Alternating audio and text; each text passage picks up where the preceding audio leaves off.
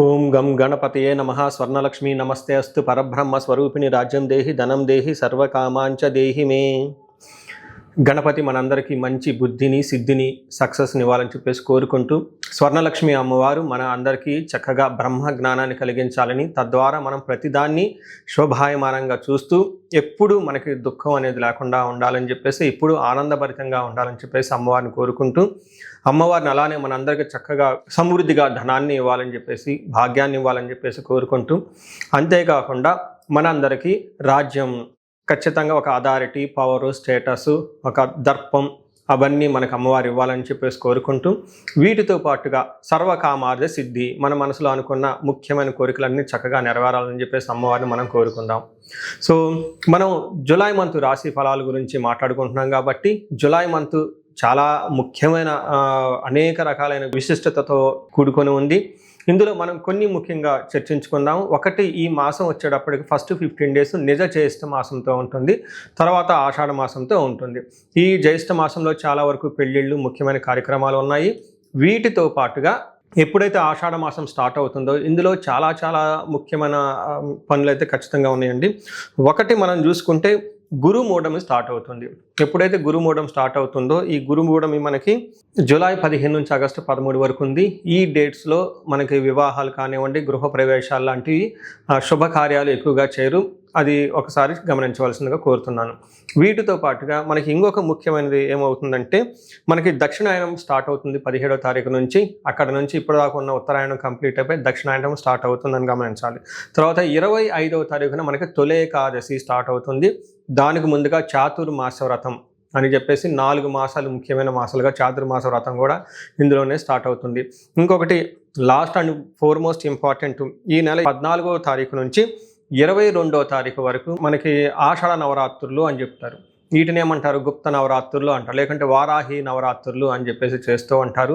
ఈ నవరాత్రులు కూడా ఎంతో విశిష్టత కలిగి ఉంది. పర్సనల్గా ఈ 9 రోజులు నేను కూడా చక్కగా సింపుల్గా చేస్తాను, పెద్ద పెద్ద హడావుడిగా చేయకుండా. ఇలా చేసుకునే వాళ్ళందరికీ ఎంతో బాగా ఉపయోగకరంగా ఉంటుంది. లాస్ట్లో ఈ మంత్ మనకి గురు పూర్ణిమతో ఈ మాసం అనేది పూర్తి అవుతుంది. ఇన్ని రకాల విశిష్టత కలిగిన ఈ మాసంలో జ్యోతిష శాస్త్రం ప్రకారంగా కూడాను 3 ముఖ్యమైన గ్రహాలు మారుతూ ఉన్నాయన్నమాట. ఆ గ్రహాలు మనం ఏంటో చూసుకుంటే, జూలైలో 4వ తారీఖు, 7వ తారీఖు, 16వ తారీఖు, 21వ తారీఖు, ఇలా జూన్ అంటే 3 గ్రహాలు మారుతున్నాయి. ఈ మారే గ్రహాలు శుక్రుడు, బుధుడు, సూర్యుడు గ్రహాలు కూడా ఉన్నాయి. 4వ తారీఖు వచ్చేటప్పటికి శుక్రుడు, బుధుడు వచ్చి 7వ తారీఖు, 16వ తారీఖు సూర్య భగవానుడు మారుతూ ఉన్నారనమాట. ఈ యొక్క 3 గ్రహాల యొక్క ప్రభావం మనకి జూలై మంత్లో ఎలా ఉండబోతుందో మనం తెలుసుకుందాం. మకర రాశి చూసుకుంటే జూలై మంత్లో వీళ్ళకి దాదాపు ఒక 70%, 65 to 70% అనుకూలంగా ఉంది. ఒక 30% ఛాలెంజింగ్గా కూడా ఉందని మీరు గమనించాలి. ఇందులో ఉన్న నక్షత్రాలు చూసుకుంటే ఉత్తరాషాఢ 2, 3, 4 పాదాలు, శ్రవణం 1, 2, 3, 4 పాదాలు, ధనిష్ట 1, 2 పాదాలు అంతా ఈ రాశిలో ఉంటారని గమనించాలి. ఇందులో పేరు బలం చూసుకుంటే భో, జా, జీ, జూ, జే, జో, ఖా, గా, గి అన్న లెటర్స్కు వాళ్ళ పేరు ఉన్న వాళ్ళు కూడాను ఈ రాశి వస్తుందని గమనించాలి. ముందుగా మనం చెప్పుకున్న ప్రకారం ఇందులో మనకి 4 గ్రహాల యొక్క ప్రభావం మనం మాట్లాడుకోబోతున్నాం కాబట్టి, 7వ స్థానంలో అంటే ఫస్ట్ 15 days జూలై మంత్ బాగుంటుంది, తర్వాత 15 days కొంచెం ఛాలెంజింగ్గా ఉంటుంది. 7వ స్థానంలో ఉండటం వల్ల తీర్థయాత్రలు చేసే అవకాశం ఎక్కువగా ఉంటుంది. కుజుని వల్ల అర్ధనాశనం చేసే అవకాశం ఎక్కువగా ఉంటుంది. బుధుని వల్ల విజయము, శుక్రుని వల్ల సంపదలు వచ్చే అవకాశం ఉంటుందని గమనించుకోవాలి. సో ఏ ప్రకారంగా చూసుకున్నా కానీ వీళ్ళకి ఒక 70% చాలా అనుకూలంగా ఉందని గమనించాలి. వీళ్ళకి 7వ స్థానంలో సూర్యుడు సంచారం చేయబోవటంతో ఎలా ఉంటుందంటే, సామంత జన విద్వేష దారాపీడ సుతామయం ఉత్సాహ భంగకారిణి గోచారస్తే సప్తమే రవి. అంటే ఎప్పుడైతే సూర్యుడు 7వ స్థానంలో వీళ్ళకి సంచారం చేస్తూ ఉంటారో, సామంత జన విద్వేష, మీ కింద ఉన్న ఎంప్లాయీస్ మీ మాట వినే వాళ్ళు చాలా తక్కువ మంది ఉంటారు.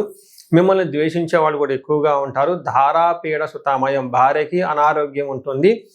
సుతామయం అంటే సంతానానికి కూడా అనారోగ్యం కలిగే అవకాశం ఎక్కువగా ఉంటుంది. వీటన్నిటికంటే కూడా ఉత్సాహ భంగకారిణి, ఇది మోస్ట్ ఇంపార్టెంట్. మీరు ఏదైనా ఎనర్జెటిక్గా, ఉత్సాహంగా, చక్కగా పనిచేస్తూ ఉంటే అందులో మిమ్మల్ని ఆటంకాలు పరిచే వాళ్ళు ఎక్కువగా ఉంటారు. మీ యొక్క కింద సపోర్టింగ్ స్టాఫ్ ఎవరైతే ఉంటారో వాళ్ళు మీకు అంత పెద్ద సపోర్ట్ ఎవరు అని గమనించాలి.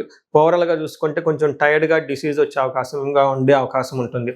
అంటే ఇక్కడ సూర్యుడు చూసుకుంటే మీరు ఉత్సాహంగా ఏదైనా పని చేస్తుంటే అందులో ఆటంకాలు కలిగించే విధంగా ఉన్నారని గమనించాలి. అయితే 5వ స్థానంలో కుజుడు ఉండటం అంత మంచిది కాదు అని చెప్తారు. జ్యోతిష శాస్త్రంలో 5వ స్థానంలో ఎప్పుడైతే కుజుడు ఉంటారో మనకి దేహ జాడ్యం సంతాపం కాలాతిక్రమణ భోజనం దురితం కర్మలాభాచ భౌమే పంచమే సంయుతే అంటారు. అంటే ఇందులో దేహ జాడ్యం శారీరకంగా అనారోగ్యం కలిగే అవకాశం ఉంటుంది. సంతాప కాలతిక్రమణ భోజనం అంటే శారీరకంగా చాలా బాడీ హీట్ చేసే అవకాశం ఎక్కువగా ఉంటుంది. అకాలానికి భోజనం చేసే అవకాశం ఉంటుంది. పాప పనులు చేయాలని ఒక ఆలోచన వస్తుంది. మంచి ఉద్దేశంతో ఏదైనా పని చేస్తే సరిగ్గా రిజల్ట్ రాదు. ఇక్కడ కొంచెం శరీరానికి గాయాలయ్యే అవకాశం కూడా ఎక్కువగా ఉందని గమనించాలి. అంటే ఇక్కడ సూర్యుడు ప్లస్ కుజుడు ఇద్దరు కొంచెం ఇబ్బంది పెట్టే విధంగా ఉన్నారు. మెయిన్ హెల్త్ రిలేటెడ్, రెండోది ఇంటర్పర్సనల్ స్కిల్స్ కొంచెం ఎక్కువగా మెయింటైన్ చేసుకుంటే సరిపోతుంది. ఎక్కువగా ఎక్స్పెక్టేషన్స్ లేకుండా ఉంటే బాగుంటుంది. అదేవిధంగా మిగతా ఇప్పుడు చెప్పబోయే 2 గ్రహాలు మాత్రం చక్కగా సపోర్ట్ ఇస్తూ ఉన్నాయి.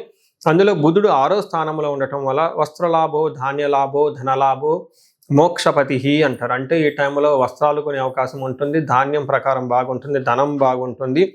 అంతేకాకుండా మనసులో చాలా ధైర్యము ఉంటుంది. అంతేకాకుండా వాహనం సంసారం అని చెప్తూ ఉంటారు. ఇందులో ఏమవుతుందంటే జనాల పేరు జయము సుఖము శాంతి చక్కగా ధన బుద్ధి ధనబలము అంత చక్కగా ఉందని గమనించుకోవాలి. అయితే 8వ స్థానంలో శుక్రుడు ఉండటం ఇది కూడా మంచిది. 8వ స్థానంలో ఎప్పుడైతే శుక్రుడు ఉంటారో వీళ్ళకి దుఃఖనాశ మహాసౌఖ్యం బంధుమిత్ర సమాగమ రాజదర్శనం అర్ధప్రాప్తి రష్టమే భృగునందనే అని చెప్తారు. అంటే 8వ ఇంట్లో ఎప్పుడైతే శుక్రుడు ఉంటారో వీళ్ళకి మహాసుఖాలు కలుగుతూ ఉంటాయి. దుఃఖనాశనం అప్పటిదాకా ఏదైనా విషయంలో బాధించబడుతూ ఉంటే ఆ దుఃఖం పోతుంది. రాజదర్శనం పై అఫీషియల్ని కలుస్తూ ఉంటారు. ధన ప్రాప్తి ఉంటుంది. బంధువులతోటి మిత్రులతోటి చక్కగా కలిసి ఉండే ఒక మంచి యోగ్యత కలిగి ఉందని గమనించాలి. అయితే నక్షత్రం ప్రకారం చూసుకుంటే నక్షత్రాల వారిగా కూడా వీళ్ళకి చాలా చక్కగా ఉంది. ఉత్తరాషాఢ శ్రవణం ధనిష్ట నక్షత్రాలు ఇందులో ఉంటాయి. అందులో ఉత్తరాషాఢ నక్షత్రం చూసుకుంటే వీళ్ళకి ధన ప్రాప్తి జయము రాజ్య లాభము వస్త్రలాభము చూపిస్తూ ఉంటుంది. అంటే ఈ టైంలో వీళ్ళకి ఒక కొత్త ఆపర్చునిటీ వచ్చే అవకాశం ఎక్కువగా ఉంటుంది. ధనహీనత దరిద్రము కొంచెం ధనానికి కూడా ఇబ్బంది పడే అవకాశం కనిపిస్తుంది ఈ నక్షత్రం వాళ్ళకి. శ్రవణం నక్షత్రం వాళ్ళకి రాజ్యలాభము జయము ధన ప్రాప్తి అంటే ఖచ్చితంగా ఒక ప్రమోషన్ కానీ వృత్తిరీత్యా ఉన్నతంగా వెళ్ళే అవకాశం ఎక్కువగా ఉంటుంది. రోగము దరిద్రము ఫైనాన్షియల్గా ఇబ్బంది పడే అవకాశం ఉంటుంది. ధనిష నక్షత్రం వాళ్ళకి అగైన్ వీళ్ళకి కొంచెం ఈ నక్షత్రం వాళ్ళు కొంచెం జాగ్రత్తగా ఉండాలి. వీళ్ళకి ధన ప్రాప్తి బాగుంది, జయప్రదంగా ఉంటుంది. కానీ కలహము బంధనము రోగము ఉంటుంది. అంటే ఇక్కడ గొడవలు అవటం తద్వారా హెల్త్ కాంప్లికేషన్స్ ఉండే అవకాశం ఉంటుంది. రెండోది బంధించబడినట్లుండే పరిస్థితి కూడా ఉంటుంది. ఏదో ఒక ఆపర్చునిటీ వస్తుంది, దాంట్లో ముందుకెళ్తే బాగుంటుంది, వెనక్కి వెళ్తే బాగుంటుంది, ఏదైనా చేస్తే బాగుంటుందా ఇలా రకరకాల ఆలోచనలు వచ్చే అవకాశం కూడా ఉంటుంది. కాబట్టి వీటన్నిటిని గమనించుకొని ధనిష్ట నక్షత్రం వాళ్ళు కొంచెం జాగ్రత్తగా ఉంటే సరిపోతుంది. వీటితో పాటుగా వేరే విధంగా లత్తలో ఎలాంటివి ఏమీ లేవు కాబట్టి ఒక రకంగా 65 to 70% చాలా అనుకూలంగా ఉంది. కొన్ని విషయాలు మాత్రం జాగ్రత్తగా ముందు చెప్పుకునే విధంగా జాగ్రత్త తీసుకుంటే బాగుంటుంది. ఈ రాశి వాళ్ళు పరిహారం కింద విష్ణు ఆలయాలు దర్శించడం చాలా చాలా ఇంపార్టెంట్. ఆదివారం కానీ వెంకటేశ్వర స్వామి గుడి కానివ్వండి, రామాలయం కానివ్వండి, ఎనీ విష్ణు ఆలయాలు దర్శించడం చాలా ఇంపార్టెంట్. వీలైతే అనంత పద్మనాభ స్వామి ఎక్కడైనా కనుక ఉంటే దర్శనం చేసుకుంటే మీకు బాగా కలిసి వస్తుంది. ఈ రాశి వాళ్ళకి సూర్య నమస్కారాలు చేయటము, ఆదిత్య హృదయ స్తోత్రం చదవటము, తర్వాత కుజుడికి సంబంధించి క్షేత్ర పాలకులు అంటే మనకి నాగుల కట్ట అంటారన్నమాట. జంట నాగులు ఉంటాయి మనకి మర్రి చెట్టు కింద, రావి చెట్టు కింద. ఇట్లాంటి వాటికి మీరు అభిషేకాలు చేసినా పూజ చేసినా చక్కగా కలిసి వచ్చే అవకాశం ఎక్కువగా ఉంటుంది.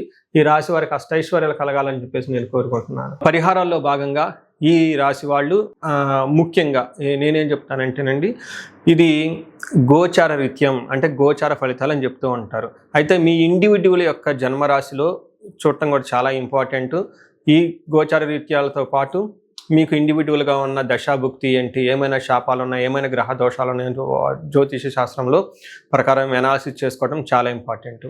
ముఖ్యంగా ఎవరికైతే ఏజ్ 40 years ±5 years ఉంటుంది, అంటే 35 to 45 years ఏజ్ ఉండి మధ్యలో మీకు ఎక్కడైనా కనుక కెరీర్లో గ్యాప్ వచ్చినా, లేదంటే అనుకున్న పనులు కాకపోతున్నా, మధ్యలో స్టాగ్నేటెడ్గా అనిపించినా, లేదంటే ఏదైనా ఒక గందరగోళమైన పరిస్థితి కయోటిక్ పరిస్థితుల్లో మీరు ఇన్వాల్వ్ అయ్యారు, తెలవకుండా అవుట్ ఆఫ్ యువర్ కంట్రోల్ వెళ్తూ ఉంది అనుకుంటే ఖచ్చితంగా మీ జన్మ జాతకం చూపించుకోవడం చాలా చాలా ఇంపార్టెంట్. ఎందుకు అంటే మనకు మోడర్న్ సైకాలజీలో, మోడర్న్ సైన్స్లో ఇది మిడ్ లైఫ్ క్రైసిస్ అంటారు.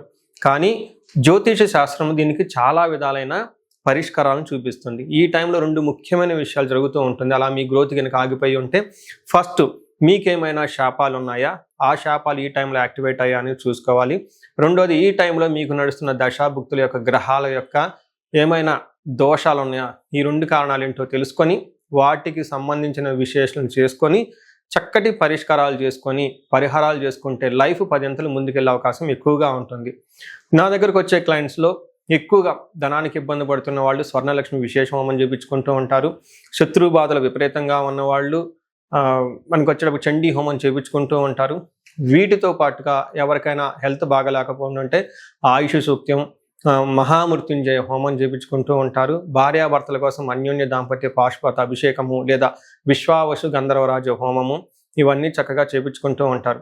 ఎలాంటి పరిస్థితులు మీకున్నా, ఎలాంటి సమస్యలు మీకున్నా, లేదంటే ఎలాంటి క్లారిఫికేషన్ మీకు కావాలనుకున్నా కానీ, ఫ్యూచర్ గురించి ప్లాన్స్లో కన్ఫ్యూజన్ ఉన్నా కానీ ఒక్కసారి మీ జన్మ జాతకం చూపించుకొని ఆ జాతకంలో ఏ ప్రకారంగా ఉందని తెలుసుకొని చక్కటి పరిష్కారాలు చేసుకుంటే లైఫ్ అనేది 10 అంతలు ముందుకెళ్ళే అవకాశం ఉంటుంది. మీ అందరికి అష్టైశ్వర్యాలు కలగాలని, భోగభాగ్యాలు కలగాలని చెప్పేసి నేను కోరుకుంటున్నాను.